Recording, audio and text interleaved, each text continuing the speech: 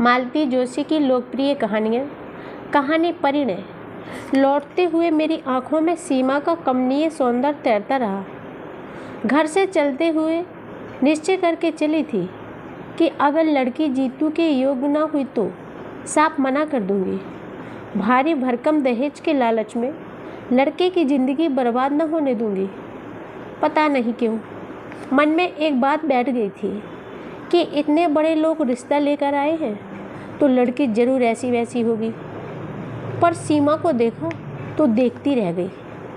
खिलता चंपई रंग, तीखे नैन, नक्श, घनी केश राशि, सुडौल देह, मीन मेखला निकालने की जरा भी तो गुंजाइश नहीं थी।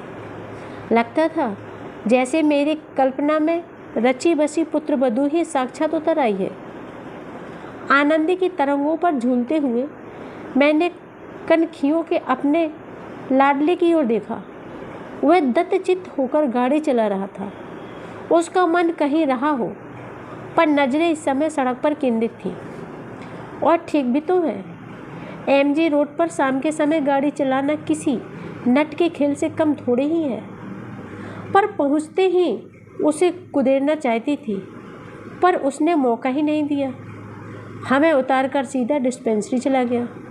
झुझलाई सी मैं कुछ देर गुमसुम बैठी रही। फिर मैंने उसके पापा को ही जा पकड़ा। कहिए, लड़की पसंद आई? मुझसे क्या पूछती हो? अपने लड़के से पूछो। आप अपनी तो कहिए।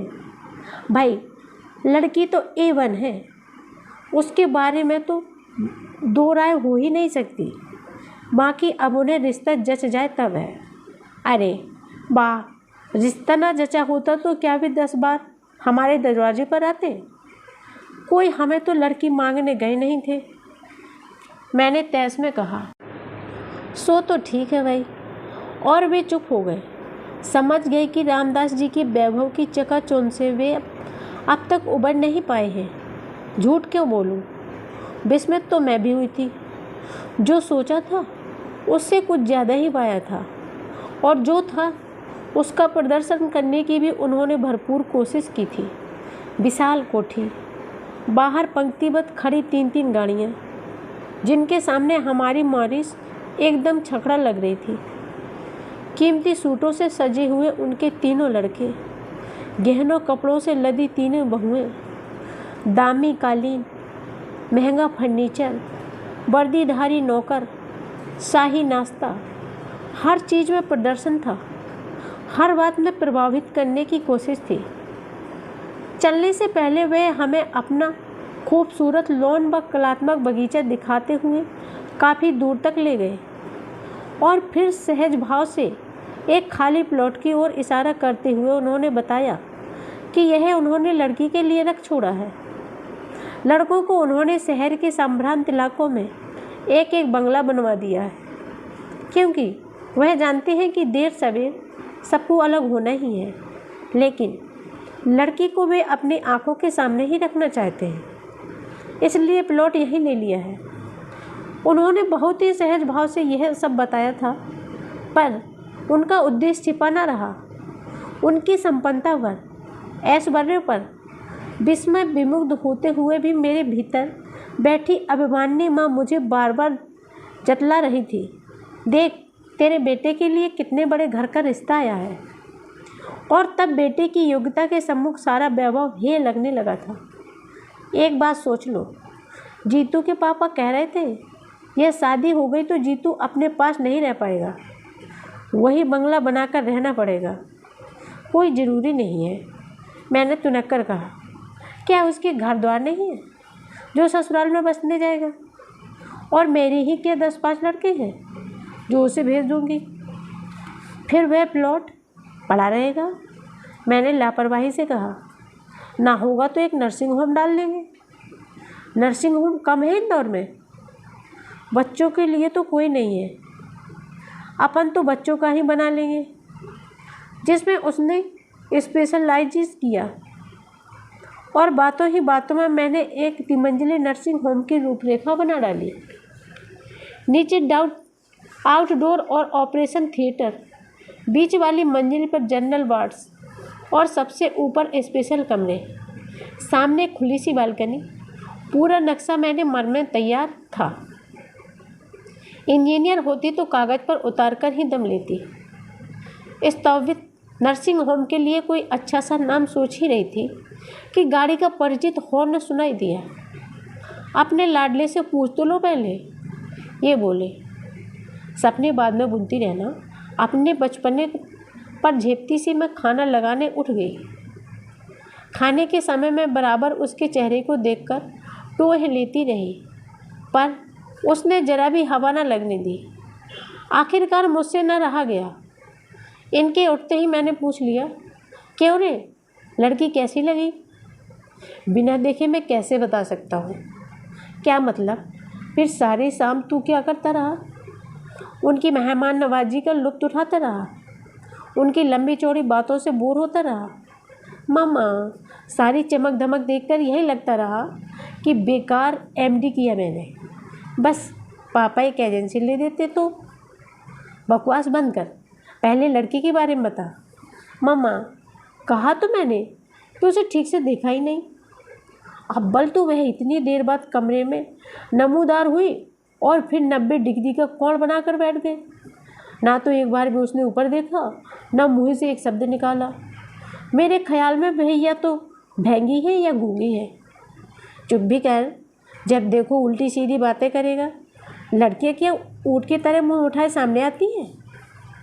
तो फिर देखने के लिए बुलाने का तात्पर्य क्या है? उसने जिद की।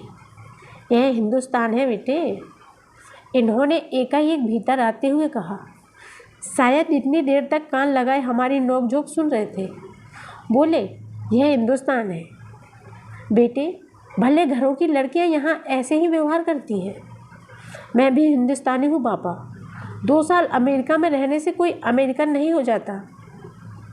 पर बात तो ऐसी कर रहा है जैसे वहीं पर पैदा हुआ हो। इनका स्वर कुछ सख्त हो आया था। जीतू ने प्रत्युत्तर नहीं दिया, चुपचाप हाथ धोने चला गया। हाथ धोकर सीधा अपने कमरे में। शायद इस विषय पर वह अधिक बहस बढ़ाने का इच्छुक नहीं था। देखने दिखाने की प्रथा से वह हमेशा से ही चिढ़ा हुआ था। जया की शादी के समय भी उसने 2-4 बार हमारा विरोध किया था, पर बधू पक्षी की दुहाई देकर हमने उसका मुंह बंद कर दिया था। पर अपने लिए तो इस तरह के नाटक करने से उसने साफ मना कर दिया था। कहता, मम्मा, जिस दिन कोई लड़की मुझे भा जाएगी मैं तुम्हारे सामने लाकर खड़ी कर दूंगा, तुम चिंता मत करो। पर उसकी यह बात ही तो हम लोगों के लिए सबसे बड़ी चिंता का कारण थी। आजकल की लड़कियों का ठिकाना थोड़ी ही है। हर क्षेत्र में तो उनकी घुसपैठ है। पता नहीं कौन कब टकरा जाए।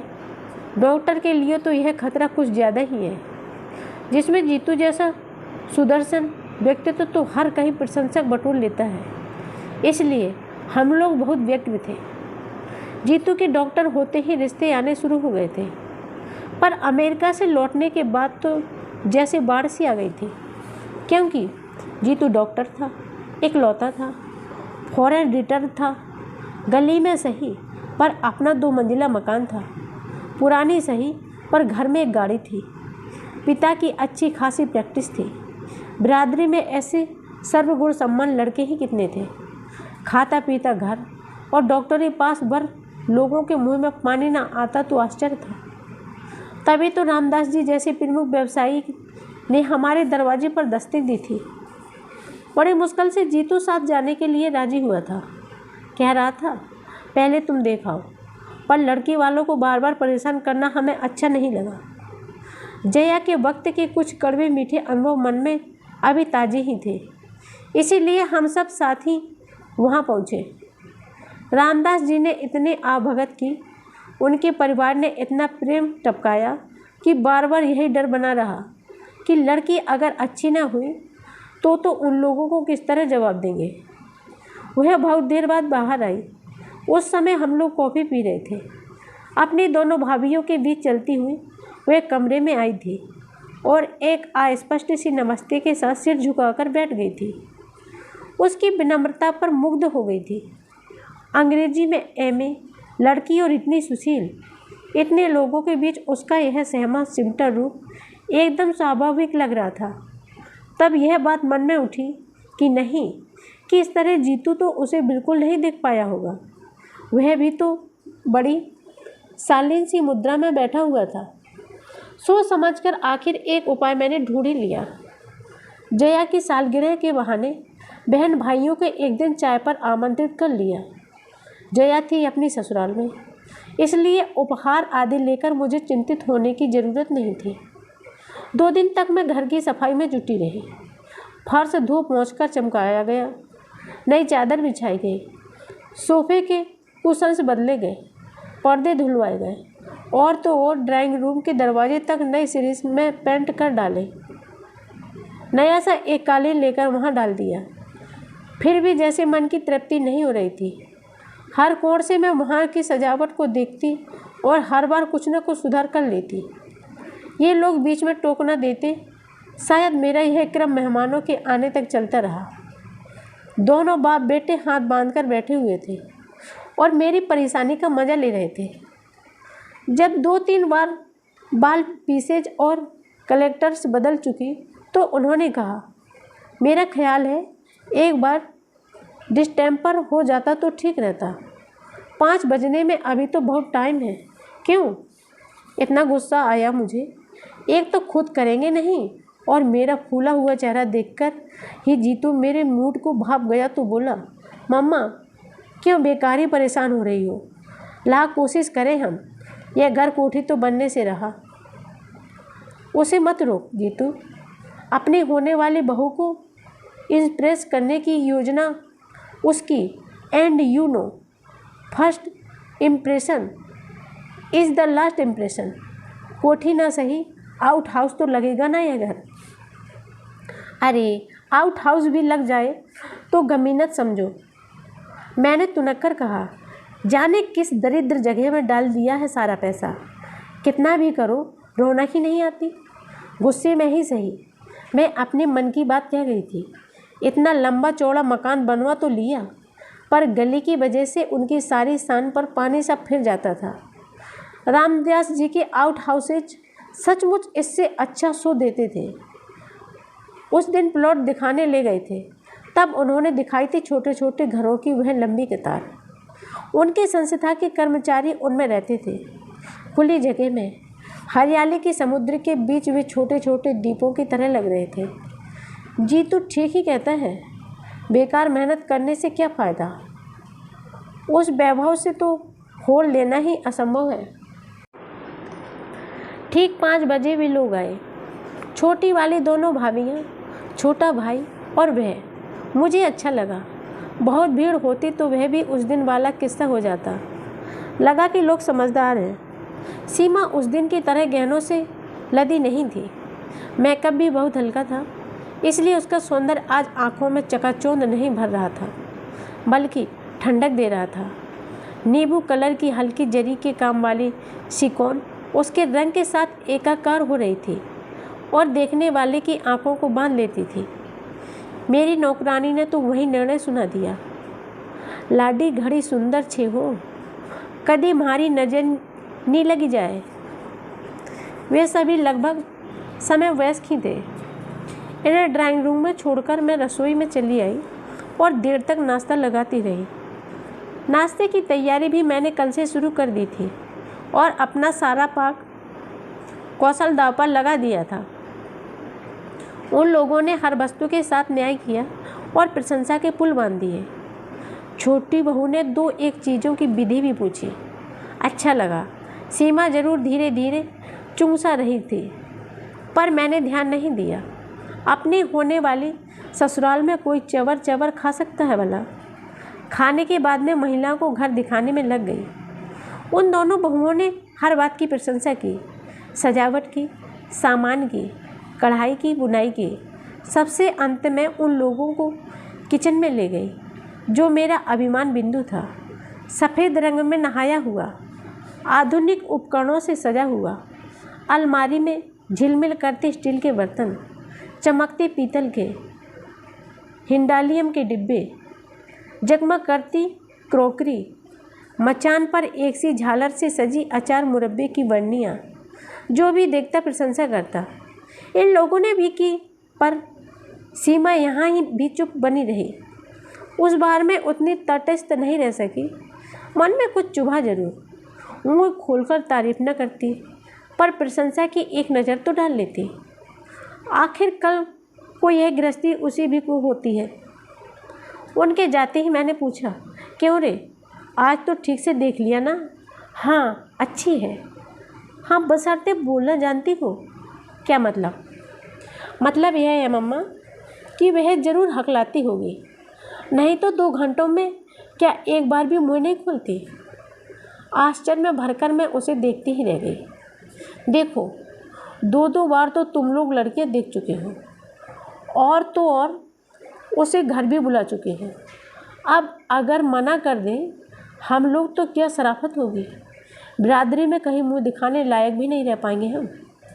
इन्होंने सख्ती से कहा। और अगर वहीं से इनकार आ जाए तब? उस ओर से निश्चित रहो, उनके मन में जरा भी शंका होती तो वे लड़की को यहाँ नहीं भेजते। मैं तो सोचता हूँ कि वे तो अपनी ओर से सब तय मानकर ही चल रहे हैं। कैसे, याद नहीं? उस दिन जब हम लोगों को प्लॉट वगैरह दिखाने ले गए थे, तब रामदास जी के पुराने पार्टनर की लड़की मिल गई थी। तब उन्होंने जीतू का परिचय देते हुए कहा था, यह तुम्हारे जीजा जी हैं। अरे हाँ, और मुझे एकदम सारी बातें याद आ गई। उस दिन रामदास जी हमें अपना बगीचा दिखाते हुए दूर तक उस प्लॉट के पास ले गए थे, जो उन्होंने अपनी बेटियां के लिए रख छोड़ा था।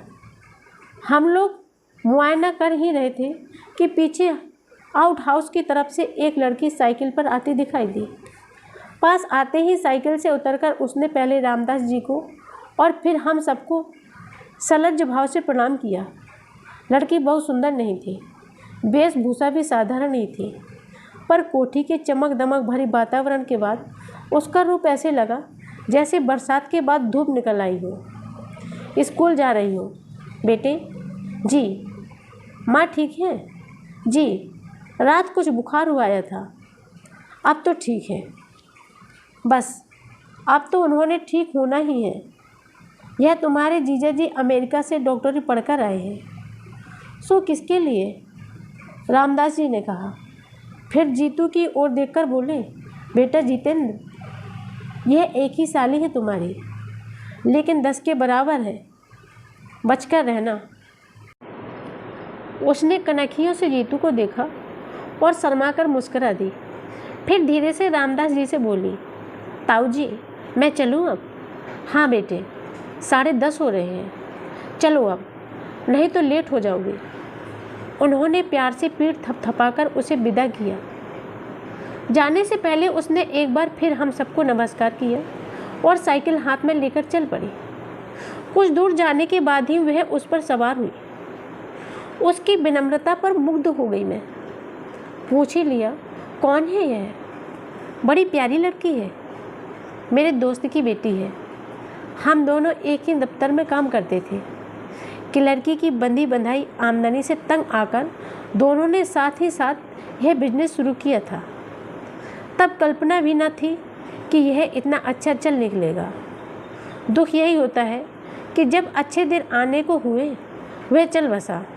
अरे क्या डेथ हो गई? हाँ, एक स्कूटर एक्सीडेंट में वह और अनु से बड़ा लड़का दोनों जाते रहे। तब से माँ बेटी यही है। धंधे में जो शेयर था उसके एवज में भाभी ने यह मकान मांग लिया है। उसी में रहती हैं, एक प्राइवेट स्कूल में पढ़ाती हैं। पिछले 2 सालों से बीमार चल रही हैं, इसलिए उन लोगों ने अब अनु को लगा लिया है। रिश्तेदार तो होंगे या कोई नहीं है? मैंने सहानुभूति से पूछा। है क्यों नहीं, पर बहन जी, रिश्ते सब पैसे से बंधे रहते हैं। शंभूनाथ की मृत्यु के बाद उसके पिताजी आकर बहू को पोती को लिवा ले गए थे, पर इंश्योरेंस के पैसों को लेकर मनमुटाव हो गया। उनकी इच्छा थी कि वह पैसा शंभू की बहन की शादी में लगा दिया जाए। आखिर भाई होता तो कुछ ना कुछ देता ही, पर अनु की माँ राजी नहीं हुई। बोली, निपट कंगाल होकर मैं किसके सहारे दिन काटूंगी। 8-10 हज़ार की मामूली रकम थी, पर एक बेसहारा औरत के लिए तो वही सबल थी, सहारा थी। घर वालों से पैसों का तकाजा भी नहीं किया जा सकता था।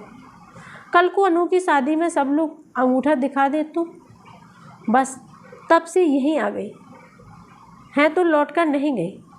उन लोगों ने भी कोई सुधि नहीं ली। स्वाभिमानी ऐसी है कि उसके बाद से पीहर में भी पैर नहीं दिया। यहाँ भी हम लोगों के रहते हुए नौकरी करे अच्छा नहीं लगता, पर माँ बेटी दोनों बहुत आन वाली हैं। इसके बाद विषय बदल गया था। रामदास जी अपने व्यवसाय के फैलाव का वर्णन करने लगे थे। इसी कारण वे अपने कुशाग्र बुद्धि बच्चों को सरकारी नौकरी में नहीं भेज सके थे। वैसे तीनों बिजनेस मैनेजमेंट का डिप्लोमा लिए हुए थे। एक तो विदेश भी हो आया था। उस आकर्षक बातचीत के बीच अनु दब गई थी। आज इन्होंने एकाएक याद दिला दिया तो मुझे अपने पर ही रोष हो आया। मुझे पहले ही यह ख्याल क्यों ना आया? जीतू, हम लोग गलती कर गए, मैंने एकाएक कहा तो वह आंखों में प्रश्न भरकर मुझे देखने लगा। उस दिन हम लोग इतनी भीड़ भाड़ इकट्ठी न करके केवल अनु को बुला लेते तो ठीक था। कौन अनु? तुम्हारी इकलौती साली। सीमा के साथ वह आती तो वातावरण जरा खुल जाता। भाई का थोड़ा बहुत लिहाज करना भी पड़ता है। अनु रहती तो सीमा थोड़ी सहज हो जाती। मम्मा, क्या दुनिया में और लड़के नहीं हैं? आखिर आप उसी के लिए इतने व्यग्र क्यों हो? मना नहीं कर पाएंगे जीतू। हम पापा को यह रिश्ता बहुत भा गया है। पापा को भा गया है वह प्लॉट और दहेज की संभावित राशि, और लड़की वह भी तो बुरी नहीं है। अच्छा सच बता, क्या तुझे पसंद नहीं है? उसने उत्तर नहीं दिया, केवल मेरी ओर देखा।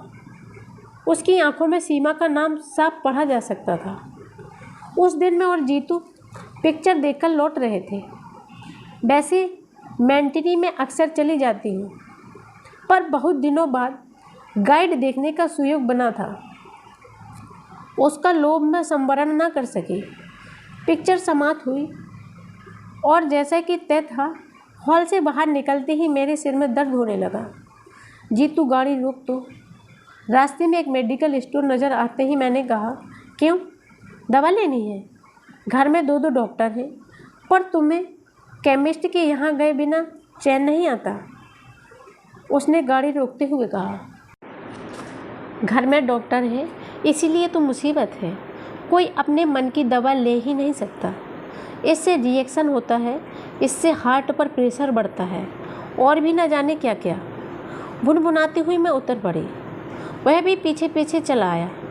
शायद देखना चाहता था कि मैं कौन सी गोलियां ले रही हूँ।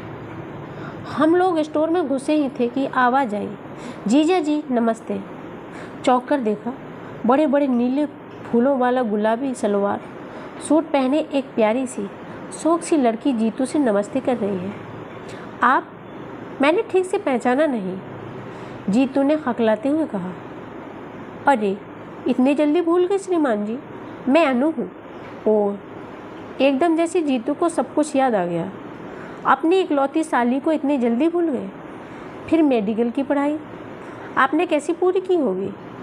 हमने तो सुना था आप बड़े स्कॉलर हैं।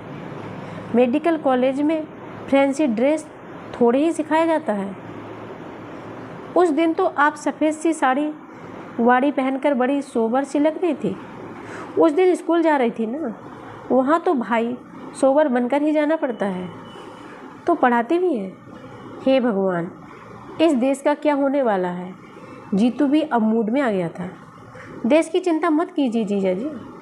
जो बच्चे आपके इलाज से बच जाएंगे वही मेरे स्कूल में आएंगे। मैं काउंटर पर खड़ी खड़ी उस नोक झोंक का मज़ा ले रही थी। जब बिल चुकाकर लौटने लगी तब अनु ने मुझे देखा। नमस्ते आंटी, उसने विनम्रता से सिर झुकाकर कहा और पास आकर खड़ी हो गई। कैसी हो बेटे? माँ कैसी है? मैंने औपचारिकता निभाई। माँ का तो आंटी चलता ही रहता है, उन्हीं की दवाइयाँ लेने तो आई हूँ। उसने कंधे पर लटका बैग खोलकर दिखाते हुए कहा, चलो तुम्हें घर छोड़ दें? मैंने दुकान से बाहर निकलते हुए कहा, ना आंटी, मेरे पास तो अपना लोह रथ है। पर यह बताइए आप लोग घर कब आ रहे हैं? उस दिन ताऊजी कह रहे थे कि जीजा जी एक दिन माँ को देखने जरूर आएंगे। मैंने जीतू की ओर देखा। वह कुछ देर तक सोचता रहा, फिर बोला, अनुजी आपके घर हम आएंगे? ज़रूर, पर एक शर्त है। फरमाइए। कुछ देर वह पसोपेश में चुप रहा, फिर बोला, मम्मा तुम चलकर बैठो, मैं अभी 1 मिनट में आया। बच्चे इस तरह लिहाज करते हैं तो कितना अच्छा लगता है। वैसे शर्त क्या मुझसे छिपी हुई थी। सीमा को भी उसके साथ अनु के यहाँ बुलवाने की बात होगी और क्या। 5-6 दिन बाद एक दोपहर का खाना खाते हुए उसने पूछा, मम्मा शाम का कोई कार्यक्रम तो नहीं है? नहीं तो क्यों? अनु के यहाँ चलना है। मैं चलकर क्या करूँगी रे? यूँ ही तुम लोगों को असुविधा होगी। हम लोगों से मतलब यही कि सीमा भी आएगी ना वहाँ? नहीं, उसके साथ सुबह इंदौर कॉफ़ी में डोसा खा चुका हूँ। यही तय हुआ था। उसने रूखे रूखे अंदाज में कहा था। मैंने गौर से देखा, उसका चेहरा भी बुझा बुझा सा था। शाम को कुछ यूँ ही मूड में हम लोग रवाना हुए। अपनी कार हम लोगों ने जानबूझकर छोड़ दी थी। हमने स्कूटर ले लिया था, जो बाहर चलता हुआ ठीक उस घर के सामने जाकर रुका था। वह प्रतीक्षा में द्वार पर ही खड़ी थी। हमें देखते ही उसकी आंखें प्रसन्नता से चमक उठी। पहले कमरे में ही अनु की माँ का बिस्तर लगा हुआ था। उम्र पता नहीं क्या रही होगी, पर जीवन संघर्ष और बीमारियों ने उस औरत को बुरी तरह थका दिया था। कुछ औपचारिक चर्चाओं के बाद जीतू बोला, मम्मा आप लोग थोड़ी देर गपशप करो, तब तक मैं इन्हें देख लेता हूँ। अनु मुझे भीतर लिवा ले गई। 2 ही तो कमरे थे, बीच में आंगन और उस पार रसोई। उसने बताया कि बाहर के कमरे में रहने से माँ को अकेलापन नहीं सताता। दरवाज़ा भी पलंग पर बैठे बैठे खोल लेती है। सुबह शाम कोठी से कोई नौकरानी आकर चौका बर्तन सफाई कर जाती है, पर बाकी समय तो उन्हें अकेले ही रहना पड़ता है। आंगन में उसने कई गमले लगा रखे थे। मैं मूढ़े पर बैठे बैठे उन खूबसूरत फूलों को देखती रही कि कुछ ही क्षणों में जीतू आ गया। हाथ धुलवाएगी? जीतू ने कहा। वही जामुन के थाले में अनु हाथ धुलवाने लगी। कैसी है माँ? अनु ने अधीरता से पूछा। वह चुपचाप हाथ धोता रहा, बेमतलब देर लगाता रहा। माँ ठीक तो हो जाएगी ना?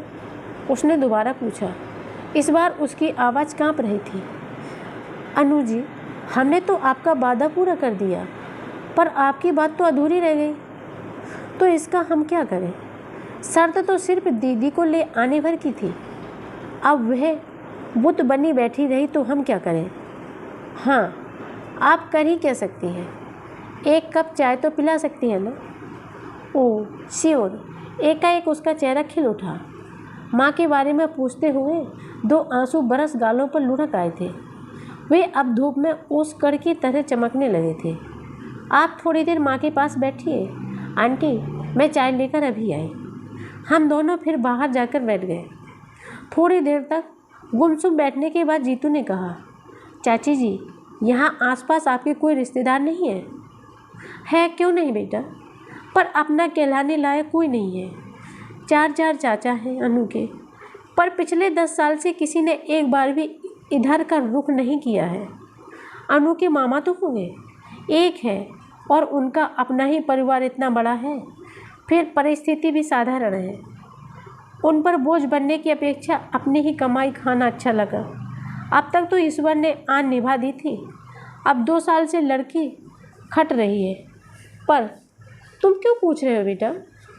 कुछ नहीं, ऐसे ही। आप बीमार चल रही हैं? अनु नौकरी करती है, कोई जिम्मेदार आदमी पास रहे तो ठीक रहता है। मुझे मालूम है बेटे, दिन पर दिन मैं छिजती जा रही हूँ। ज़िंदगी से मुझे कोई मोह भी नहीं है, पर मुझे इतना जिला तो कि अनु को अपने हाथों विदा कर सकूं। कहते हुए माँ का स्वर कातर हुआ आया था। आप तो पता नहीं क्या सोच बैठी। उसके पूछने का मतलब यह नहीं था। मैंने ढांढस बताते हुए कहा, अभी तो आपको जीना है, अनु के बच्चे खिलाना है, शादी तो हो जाए पहले। शादी की चिंता क्यों करती हैं आप? लड़की तो हीरा है, मैंने कहा है। उससे क्या होता है बहन जी? कोरी लड़की कौन ब्याहता है। आजकल सच है, भगवान लड़की दे तो तिजोरी भर धन भी दे, नहीं तो व्यर्थ है सब, उन्होंने ऊँसास लेकर कहा। उसी समय हाथ में ट्रे लेकर अनु ने प्रवेश किया। माँ ने अपनी रामायण शुरू कर दी ना, उसने नाश्ता लगाते हुए कहा। इसीलिए तो सब यहाँ आने से घबराते हैं। आंटी बेचारी पहली बार आई है, उन्हें भी बोर कर दिया तुमने। माँ बेचारी खिसियाकर चुप हो गई। उनका मन रखने के लिए मुझे कुछ कहना चाहिए था, पर समय पर कुछ सूझ ही नहीं पड़ा। उधर चाय नाश्ते का दौर शुरू हो गया था। थोड़े समय में लड़के ने कॉफ़ी कुछ तैयार कर ली थी, पर मुझसे कुछ खाया नहीं गया। बीमार के कमरे में एक अजीब सी गंध बसी रहती है। डॉक्टर की पत्नी होने के बावजूद मैं उसकी अभ्यस्त नहीं हो पाई है। हम लोग उठने लगे तो अनु की माँ ने अनु से जीतू का टीका करने को कहा और उसके हाथ में 21 रुपये रखे। वह एकदम तमतमा गया। बोला, आप क्या मुझे फीस दे रही हैं? मैं तो घर का आदमी बनकर यहाँ आया था, डॉक्टर बनकर नहीं। अनु की माँ ने दोनों हाथ माथे से छुआते हुए गिड़गिड़ाकर कहा, फीस नहीं है बेटे, तुम्हारी फीस देने की सामर्थ्य नहीं है मेरी। इस घर के दामाद हो तुम। अनु और सीमा में मैंने कभी फ़र्क नहीं किया। तुम घर के बड़े दामाद पहली बार घर आए हो, खाली हाथ कैसे जाने दो। चाहिए तो ताकि हम बहन जी का भी कुछ सत्कार करते, पर उतनी सामर्थ्य ही कहाँ है। बस हाथ भर जोड़ देते हैं। इतना कहते हुए भी हाँफ गई थी। शगुन के रुपए हैं, ले लो बेटा। मैंने जीतू की जेब में ज़बरदस्ती वे नोट ठूसते हुए कहा। मैंने देखा अनु की माँ की आंखें तरल हो आई हैं। जीतू ने कोई प्रतिवाद नहीं किया, पर वह गुमसुम हो आया था। सड़क तक हमें छोड़ने आई अनु ने भी इसे लक्ष्य किया। बोली, जीजा जी प्लीज़ माँ की बातों को बुरा ना मानिएगा। कभी कभी वह बेहद भावुक हो जाती हैं। उनकी तबीयत तो देखकर हर बात मान लेती हूँ मैं, आप भी। नहीं अनु, मैंने किसी भी बात का बुरा नहीं माना। जीतू ने उसे आश्वस्त करते हुए कहा। माँ लोगों की बातों का कोई बुरा मानता है भला? अनु तो आश्वस्त होकर घर लौट गई, पर जीतू सारे रास्ते वैसे ही चुपचाप रहा। मैंने समझाया भी, इतना संकोच करने की ज़रूरत नहीं है। कल को तेरी शादी होगी तो मैं अनु को 20 की जगह 120 की साड़ी पहना दूंगी। पर आज अगर रुपए लौटा दिए जाते तो दोनों माँ बेटी यही समझती कि उनकी परिस्थिति का मखौल उड़ा जा रहा है, पर वह उसी तरह गंभीर बना रहा। रात अचानक मेरे मन में एक बात कौंधी और मुझे उसके उखड़े मूड का कारण समझ में आ गया। बत्ती बुझाकर सो चुके थे हम लोग, फिर भी मैं धीरे से उठ आई और जीतू के कमरे का दरवाज़ा खटखटाया। दरवाज़ा खुला ही था और वह रोज की तरह बेड लैंप जलाए पड़ रहा था। मुझे देखते ही हड़बड़ाकर उठ बैठा और बोला, क्या बात है मम्मा, तुम्हारी तबीयत तो ठीक है ना? उसके स्वर में घबराहट थी। मुझे कुछ नहीं हुआ है रे। पास पड़े स्टूल पर बैठते हुए मैंने कहा, पर मुझे एक बात बता, क्या सचमुच सीमा ने आज मुझसे बात नहीं की? क्यों नहीं? कम से कम इतना तो साबित हो ही गया कि वह गूंगी नहीं है और कहलाती भी नहीं। मजाक रहने दे, मुझे ठीक से बता, अगर सचमुच उसका व्यवहार ऐसा ही रूखा रहा है तो मैं इनसे कल ही कह दूंगी। ऐसी घमंडी लड़की मेरे घर में नहीं चलेगी। जीतू ने कोई उत्तर नहीं दिया, वैसे ही मुँह लटका कर बैठा रहा। और इस जरा सी बात के लिए तू क्यों मन घबरा कर रहा है? दुनिया में क्या और लड़के नहीं हैं? मम्मा, अगर मैं उदास हूँ तो सीमा के लिए नहीं, सारी शाम में सिर्फ अनु की माँ के लिए सोचता रहा हूँ। क्यों? उनकी हालत बहुत ख़राब है मम्मा, हार्ट एकदम डैमेज है। किसी भी समय कुछ भी हो। पैरालिसिस का एक अटैक उन्हें हो चुका है, दूसरा किसी भी समय हो सकता है और वह इतना आसान नहीं होगा। पैरालिसिस, पर उनकी उम्र तो इतनी ज़्यादा नहीं लगती। उम्र से क्या होता है, ब्लड प्रेशर तो है, डायबिटीज़ तो है, शुगर का पेशेंट कितना हाई जा रहा है। उनका चार्ट देखती तो मुझे गस आ जाता। कोई जिम्मेदार आदमी घर में होता तो मैं स्थिति की गंभीरता उससे परिचित कराता, पर ले देकर बस वही एक लड़की है घर में, उससे कोई क्या कहे, कैसे कहे। सच ही तो कह रहा था वह। जया सगाई के 4-5 दिन पहले ही आ गई थी।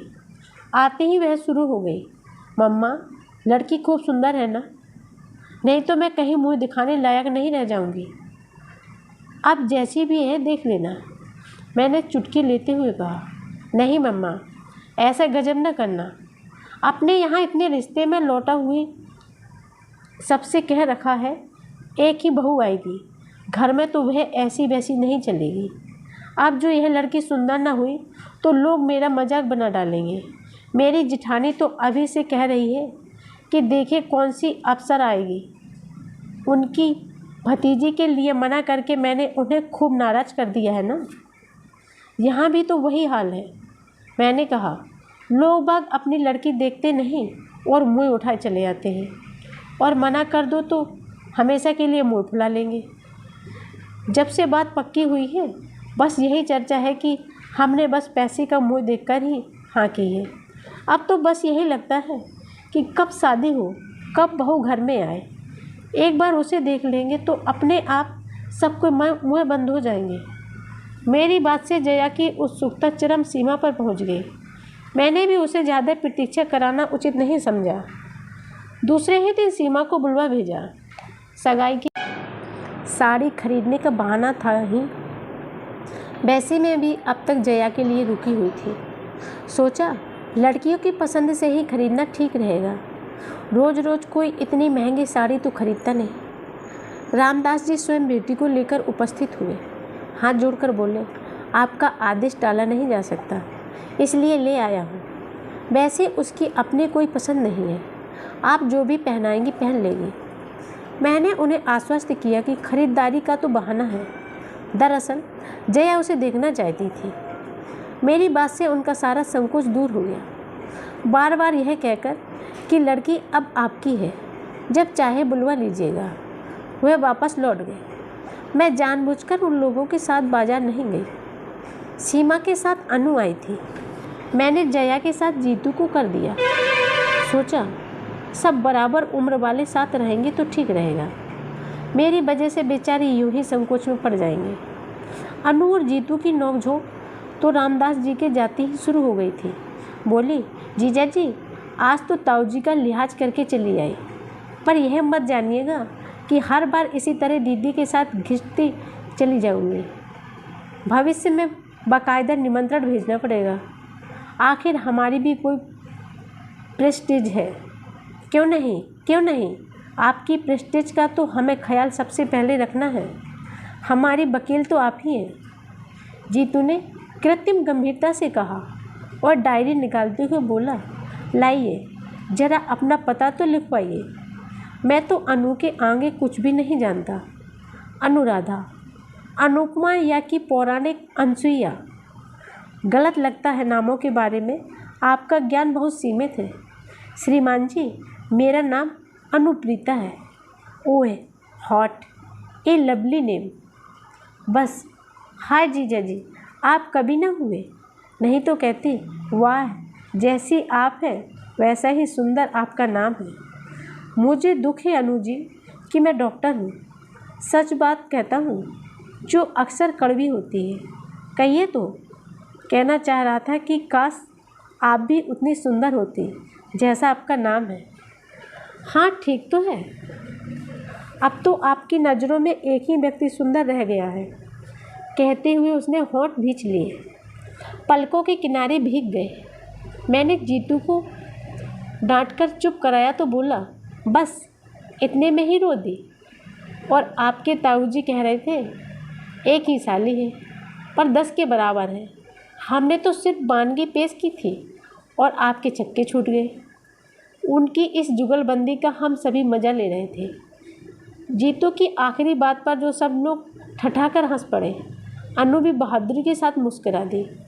इसी हंसी खुशी के वातावरण में सब लोग घर से विदा हुए और उन लोगों के चले जाने के बाद मुझे याद आया कि इस सारे शोर शराबे के बीच सीमा एकदम गुमसुम बैठी हुई है। बोलना तो दूर, वह एक बार मुस्कुराई तक नहीं। शर्मीली बहुत लड़कियां देखी हैं मैंने, पर उनके अंधमुंधे होठों से, नत पलकों से हंसी की किरणें निरंतर फूटती रहती हैं। सीमा शर्मीली नहीं, घुनी लड़की है।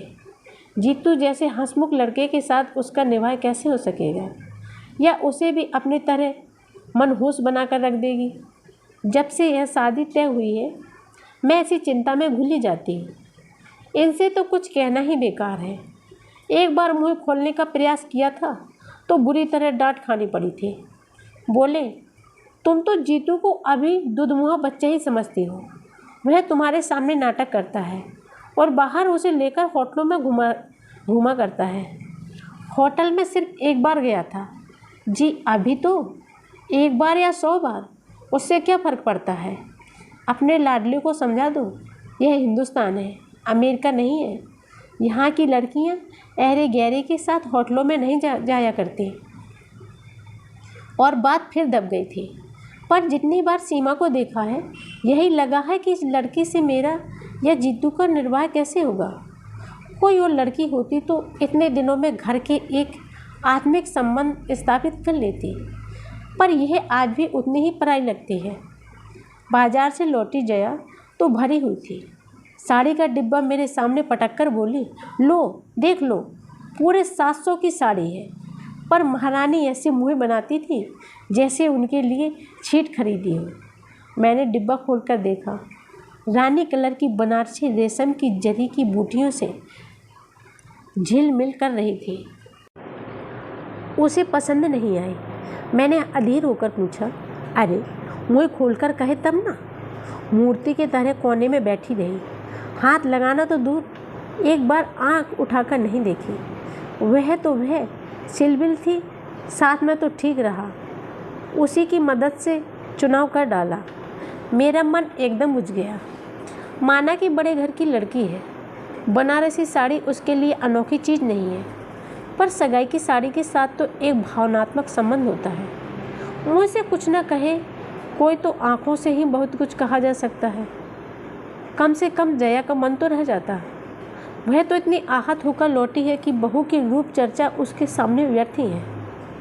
मुझे यही तो डर लगता है रे, मैंने कहा। अजीब घुनी लड़की है, जीतू के साथ पता नहीं कैसे निभेगी। घुनी नहीं है मम्मा, घमंडी है। तुम तो अब अपनी चिंता करो, जीतू के लिए परेशान होने की ज़रूरत नहीं है। उनकी तो खूब घुट रही है।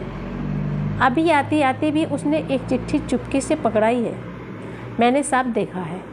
जया की बात ने सचमुच चौंका दिया मुझे। सोचा, यह ठीक ही कहते हैं, जीतू ये भी मेरे सामने नाटक करता होगा। मैं भी तो पागलों की तरह उसके पीछे पड़ जाती हूँ। सीमा ने क्या बात की, कैसे की, बेचारा जवाब दे भी तो क्या। कुछ भी हो, मन से एक बोझ तो उतर ही गया। सारी तैयारी करते करते रात के 12 बज गए। दूसरे दिन ये लोग ओली डालने जा रहे थे। इनके बड़े घर में संबंध होने जा रहा था। पहली बार हम लोग कुछ लेकर जा रहे थे, पर जैसी सारी चिंता मेरी ही सिर थी और कोई मेरा हाथ बटाने नहीं आ रहा था। जीतू का तो खैर प्रश्न ही नहीं था। जया मुँह फुलाकर बैठ गई थी। उसे सीमा जरा भी अच्छी नहीं लगी थी। कल जीतू ने चिढ़ा दिया था कि सीमा के आ जाने से दीदी का सौंदर्य तेज थोड़ा फीका पड़ जाएगा। इसी से वह नाराज़ है। बात हंसी मजाक में ही टल जानी थी, पर जया बहुत बुरा मान गई थी। उसकी ओर से किसी सहायता की आशा करना ही व्यर्थ था। सबसे ज़्यादा रोज़ तो मुझे उसके पापा पर आ रहा था। एक बार भी उन्होंने सारा सामान नहीं देखा, न पूछताछ की। मैं बिस्तर पर गई तब भी बड़े मज़े से खर्राटे भर रहे थे। इतना ताव आया मुझे, उन्हें झकझोर कर जगाया मैंने और पूछा, सुनो, सुबह जमाई साहब को लेने स्टेशन कौन जा रहा है? ठीक से तय कर लो, नहीं तो समय पर कोई नहीं पहुंचेगा। कोई नहीं जा रहा है, उन्होंने अलसाए स्वर में कहा। क्यों? क्योंकि वे नहीं आ रहे। क्यों? आपको कैसे पता चला? क्योंकि मैंने ही उन्हें फ़ोन पर मना किया है। अरे क्यों? क्योंकि कल का प्रोग्राम कैंसिल हो गया है। क्यों? रामदास जी को हार्ट अटैक हो गया है। हाय राम, क्यों? क्योंकि उनकी लड़की अपने फुफेरे भाई के साथ भाग गई है। क्यों? वह एकदम झल्लाकर उठ बैठे। तुम्हारी इस क्यों का कि कहीं अंत भी होगा। लड़कियां किसी के साथ क्यों भाग जाती हैं? क्या यह भी मुझे बताना होगा? खिसियाकर चुप हो गई मैं। सच तो पागलों की तरह प्रश्न पर प्रश्न किए जा रही हूँ। कम से कम इतनी मना स्थिति का तो ख्याल किया होता। शाम से अनमने हैं बेचारे, पर मुझे अपने व्यवस्था के बीच ध्यान ही ना आया। इस कांड की तो मैंने कल्पना भी न की थी। मन इतना बौखला गया था कि अनचाहे मुँह से निकल गया। अब क्या? मिठाई बांटो। वे गुर्राए। तुम दोनों माँ बेटे तो शुरू से ही मीन मेख निकाल रहे थे ना। अब तुम्हारे मन की हो गई। घर आई लक्ष्मी दरवाजे से ही लौट गई। खूब आनंद मनाओ। चुप उनके हर शब्द से टपका पड़ा रहा था। रामदास जी के घर समधी बनकर जाने का सबसे ज़्यादा चाव उन्हीं को था। इसीलिए सबसे ज़्यादा निराशा भी उन्हें ही झेलनी पड़ी। उसके बाद चुप रहने में ही मैंने अपनी खैरियत समझी, पर रात भर मुझे नींद नहीं आई। बार बार सीमा का रूखा व्यवहार याद आता रहा। उसे हम लोगों में कोई दिलचस्पी नहीं थी, तो वह स्वाभाविक ही था। पर घर के लोग कैसे हैं, क्या उन्हें भी अंदाज़ा न हुआ होगा? लेकिन लगता है वे लोग सब जान गए थे, तभी तो हाथ धोकर पीछे पड़ गए थे। जिस दिन से रिश्ता लेकर आए थे, उन्होंने हमें सांस नहीं लेने दी थी। यह तो ईश्वर की कृपा थी, जो समय रहते सारा रहस्य खुल गया। मुझे कमरे में आते हुए उसने दर्पण में देख लिया था। वहीं से बोला, तुम परेशान क्यों हो रही हो मम्मा? मैं अभिषेक बनकर वहीं आ तो रहा था। मैं तो यूँ ही चली आई थी। चाय की ट्रे गोल मेज पर रखते हुए मैंने कहा, सोचा साथ साथ चाय भी पी लेंगे और एक बात भी कहनी थी। Something important? उसने अपना काम जारी रखते हुए पूछा। हाँ, ऐसा ही समझ लो। वह जो सीमा है ना, वह इस बुरी तरह से चौंका कि रेंजर हाथ से फिसल ही गया। गीले तौलिए से गाल को सहलाते हुए वह मेरे सामने आकर बैठ गया और अधीर स्वर में बोला, सीमा का क्या कह रही थी तुम? क्या किया उसने? वह अपने फुफेरे भाई के साथ भाग गई है। मैंने सपाट स्वर में आखिर कह ही डाला। ओए मम्मा। उसने एक दीर्घ उसास छोड़ी। उसने तो मुझे डरा ही दिया था। उतनी सी देर में तो पता नहीं क्या क्या सोच गया था। क्या सोच गया था? मैंने हैरत से पूछा। दरअसल मम्मा, मैं एक पागलपन कर बैठा था, उसने खिसियाए स्वर में कहा। इससे पहले कि मैं कुछ पूछूं, वह उठा और दराज में से एक कागज़ का पुर्जा निकाल लाया और बोला, लो पढ़ो। पढ़ने को था ही क्या, बस 2 पंक्तियाँ ही थी। अगर आप शादी से इनकार नहीं करेंगे तो मुझे मजबूरन कुछ खा लेना पड़ेगा। कब मिली यह चिट्ठी तुझे? मैंने कांपते स्वर में पूछा। उसी दिन जब हम लोग साड़ी खरीदने गए थे।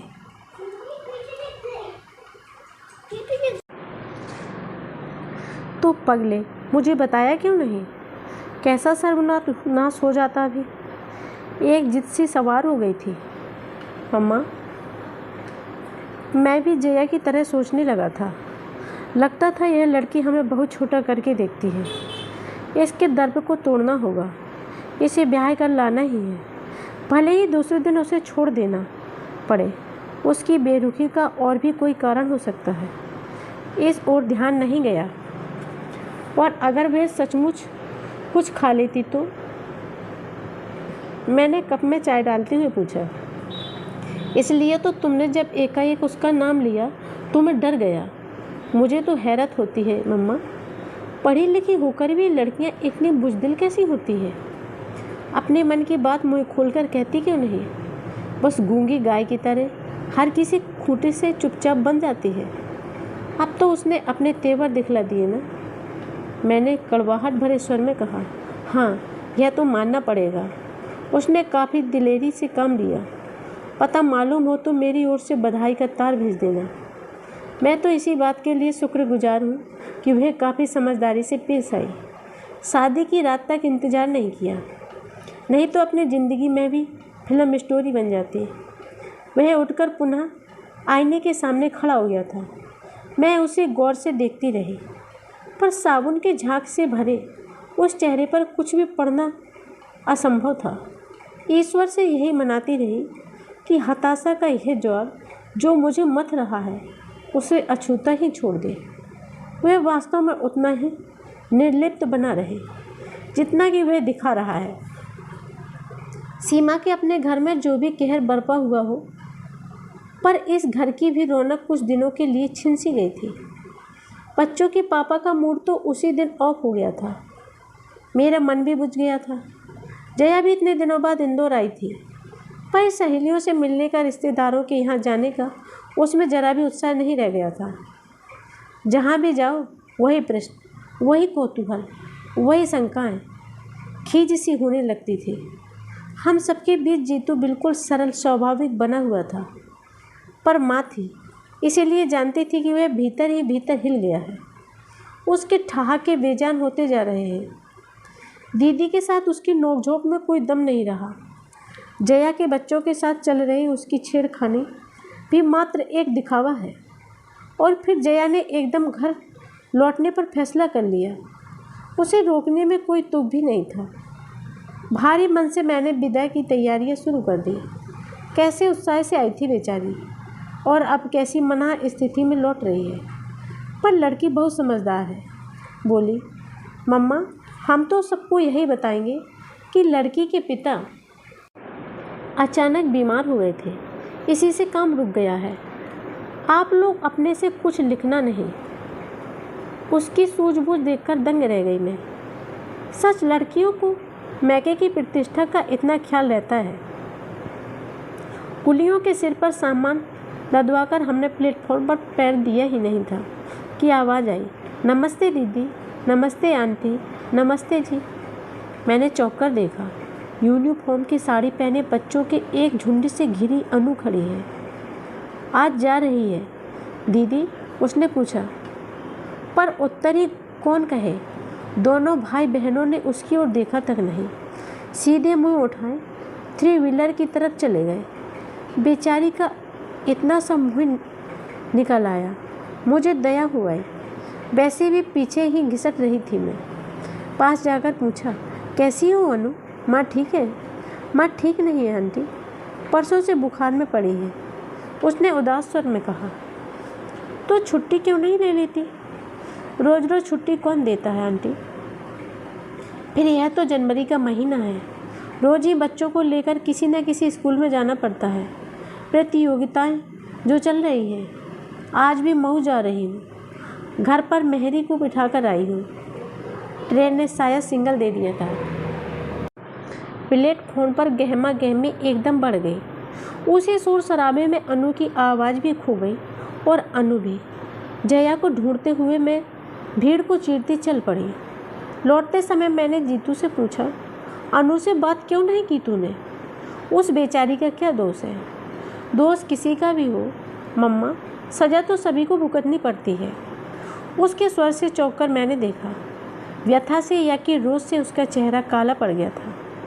मैंने ठीक ही समझा था। लड़का भीतर ही भीतर हिल गया था। और फिर एक बार रिश्तों की बाढ़ सी आ गई। खबर फैलते ढेर ही कितनी लगी थी। फिर शुरू हो गई बरसात फोटो और जन्म कुंडलियों की। सुबह शाम दरवाजे पर परिचित अपरिचित चेहरों की भीड़ जुटने लगी। बढ़ चढ़कर दहेज के आकर्षक प्रस्ताव सामने आने लगे। एक समय था जब इन सारी बातों से मुझे बड़ी खुशी होती थी। लड़के की माँ होने का गौरव जैसे मन में समाता नहीं था, पर अब तो जैसे कोफ्त सी होने लगती है। लगता जैसे मेरा लड़का नीलाम पर चढ़ रहा है। जिसकी बोली सबसे ऊंची लगेगी उसी को मिलेगा। लाख बार समझाया कि अभी हम लोग कुछ कहने सुनने की स्थिति में नहीं हैं, हमें कुछ समझने का मौका दीजिए, पर लोग इसे भी वर पक्ष की एक अदा ही समझते हैं। फिर से मनुहार शुरू हो जाती। हम लोग तो जैसे तैसे मान भी जाते, पर जीतू को लड़के दिखाने ले जाना एक टेढ़ी खीर थी। जनता के पास इस समस्या का भी हल था। लोग किसी न किसी बहाने लड़कियों को लेकर घर आने लगे। बाजार में, मंदिर में या सिनेमा हॉल में योजनाबद्ध तरीके से लड़कियों का प्रदर्शन होने लगा। जीतू तो एकदम बौखला गया। बोला, मम्मा, तुम सब लोग मिलकर मुझे पागल बना दोगे। भगवान के लिए मेरा पीछा छोड़ दो। जिस दिन कोई लड़की मन की मिल जाएगी, मैं तुम्हारे सामने लाकर खड़ी कर दूंगा। बस, अब लड़कियां क्या लड़कों पर पड़ी मिल जाती हैं। पर उससे उलझी कौन? गोमती भाभी की चाचा जी एक बहुत अच्छा प्रस्ताव लेकर आए थे। अच्छा खानदान था, खाते पीते लोग थे, लड़की सुंदर थी और डॉक्टर थी। जीतू मेडिको पत्नी के पक्ष में कभी नहीं था, पर लड़की के पिता ने कहा, डिग्री ले ली है, आप चाहेंगे तो नौकरी करेगी, नहीं तो घर गृहस्थी में भी उसे बहुत रुचि है। जितेंद्र जी चाहेंगे तो घर पर ही छोटी मोटी डिस्पेंसरी खोल लेगी। वैसे उसका कोई आग्रह नहीं है, आप लोग जैसा चाहोगे। मैंने भी सोचा, ठीक तो है। कल को जीतू की प्रैक्टिस अच्छी चल निकली तो डॉक्टर पत्नी वरदानी सिद्ध होगी। हुनर तो तिजोरी में रखे धन की तरह होता है, जब चाहा काम में ले लिया। उन दिनों में ही यशवंत राय अस्पताल में हाउस जॉब कर रही थी। तय हुआ कि उस वहीं चलकर देख जाए। जीतू से तो साफ साफ कहना व्यर्थ ही था। मैंने बहाना बनाया, छठी मंजिल पर अमुक चाची बीमार पड़ी हैं, उनका मोतियाबिंद का ऑपरेशन हुआ है, तू साथ चलेगा तो थोड़ी लिफ्ट की सुविधा मिल जाए। वह मना नहीं कर सकेगा, जानती थी। अस्पताल के विशाल पोर्ट में स्कूटर टिकाया ही था कि देखा, सीढ़ियों पर एक परिचित आकृति सहेलियों में चेहरा छिपाए सिसक रही थी। अनु, क्या हुआ? हम दोनों के मुंह से एक साथ निकला। उसने अपना आंसुओं से भीगा चेहरा उठाकर हमारी ओर देखा और पास चली आई। बोली, जीजा जी, माँ बहुत बीमार है। उस दिन स्टेशन पर जीजा जी कहती हुए उसकी जबान लड़खड़ा गई थी, पर आज उसे इसका होश नहीं रहा था। उसकी माँ सचमुच बीमार थी। क्या हुआ माँ को? पता नहीं, परसों से यहाँ ले आए हैं, तब से उन्होंने एक बार भी आँख नहीं खोली है। कौन से नंबर में है? चलो देखते हैं।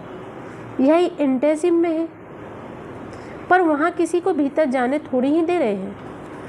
ताई जी, भाई साहब, मामा जी सब बाहर ही बेंचों पर बैठे हैं। मुझसे तो वहाँ बैठा नहीं जाता, रुलाई से छूटने लगती है। जीजा जी, आप तो डॉक्टर हैं, आपको तो जाने देंगे ना? उसने अधीरता से पूछा। मामा जी आए हैं? जीतू ने पूछा। हाँ, कल शाम ही आए हैं, उन्हें तार दे दिया था ना। अच्छा, अनु तुम अंदर चलो, मैं डॉक्टर परिहार को लेकर अभी आ रहा हूँ, जीतू ने अधिकारपूर्ण लहजे में कहा। एक बार हम लोगों की ओर करुणा दृष्टि से देखते हुए अनु भारी कदमों से भीतर चली गई। उसके जाते ही जीतू मेरे सामने तनकर खड़ा हो गया और पास से गुजरती बेतहाशा भीड़ को अनदेखा करके बोला, मम्मा, क्या तुम इस लड़की को बहू के रूप में स्वीकार कर सकोगी? मैं हतप्रभ हो उसे देखती ही रह गई। यह मत सोचना मम्मा कि मैं भावावेश में आकर इतनी बड़ी बात कह बैठा हूँ। पिछले कई दिनों से यह बात मेरे मन में घुमड़ रही है, पर मैं व्यक्त नहीं कर पा रहा था। पर अब तो सोच विचार के लिए समय ही न रहा। बोलो ना मम्मा, प्लीज। पर बेटे ने बातें हर बड़ी में तय नहीं की जाती। मैंने कहना चाहा तो वह फौरन मेरी बात काट कर बोला, कहा ना मैंने, अब सोच विचार के लिए समय नहीं रहा। मुझे मालूम है अपने इकलौते बेटे की शादी के लिए तुम्हारे मन में ढेर सारे अरमान हैं, पर मम्मा, भीतर जो दम तोड़ रही है वह भी एक माँ है। उसने भी अपनी इकलौती बेटी के लिए कई सपने संजोए होंगे। उन सपनों के लिए वह जिंदगी भर अपनों से, परिस्थितियों से लोहा लेती रही। अब तो शायद वह कुछ भी कहने सुनने के परे चली गई है, पर अगर एक क्षण को भी उनकी चेतना लौट आए तो मैं उन्हें आश्वस्त करना चाहता हूँ। मैं उन्हें यहाँ से खाली हाथ नहीं जाने दूँगा। पर मम्मा, इसके लिए मुझे तुम्हारी आज्ञा चाहिए, दोगी ना? उसकी बात पूरी ना हो पाई थी कि अनु बदहवास सी दौड़ी आई और बोली, जीजा जी, जल्दी चलिए ना प्लीज़, माँ को देखिए, वे लोग क्या कह रहे हैं। पल भर को हम दोनों जैसे काट हो गए। मैंने ही किसी तरह अपने को समेटा और कहा, जीतू तुम अंदर जाकर देखो, अनु की चिंता मत करो, वह मेरे पास है, हमेशा रहेगी। और सुबकती हुई अनु को मैंने अपने अंग में भर लिया।